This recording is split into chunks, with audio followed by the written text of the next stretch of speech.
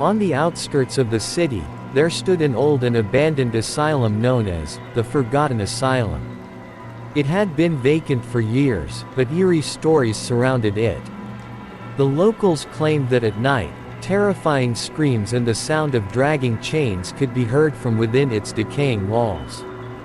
One evening, 4 adventurous friends, Ryan, Alex, Jake, and Daniel, decided to uncover the mystery of the asylum. They had always been fascinated by urban legends, and the thrill of exploring such a place was too tempting to resist.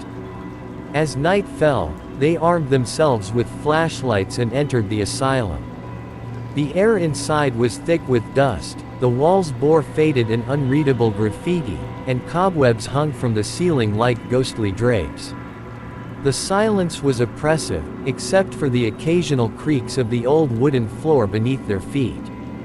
Ryan pushed open a door, revealing a room with a rusted wheelchair sitting eerily in the middle.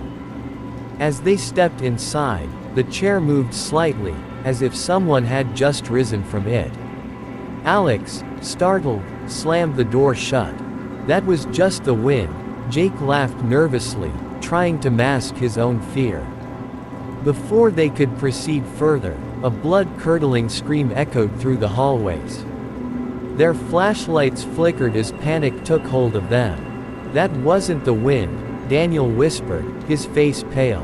Determined to find the source of the sound, they ventured deeper into the asylum. The long, dimly lit corridor stretched ahead of them like an endless tunnel of doom. As they walked, the door behind them slammed shut with a deafening bang.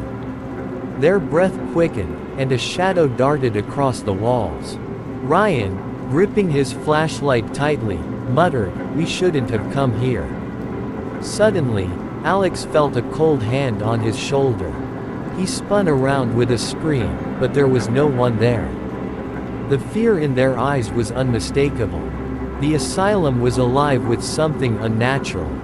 They turned back to leave, but the entrance had disappeared.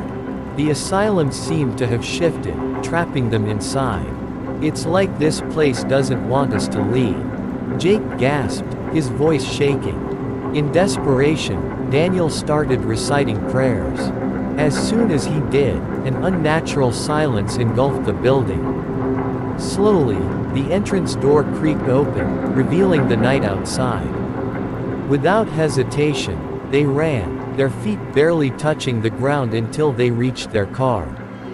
Panting heavily, they looked back at the asylum, expecting to see something lurking in the shadows.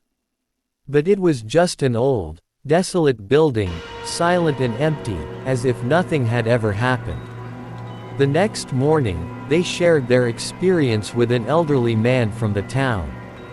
His expression turned grim as he said, "You are lucky to have escaped. 50 years ago, this asylum was shut down after several patients mysteriously vanished. Some say their souls never left. Anyone who enters does not come back the same." A chill ran down their spines. They knew that what they had witnessed was real. From that day on, none of them ever spoke about the asylum again. It remained abandoned, a haunting relic of the past, daring anyone foolish enough to uncover its secrets.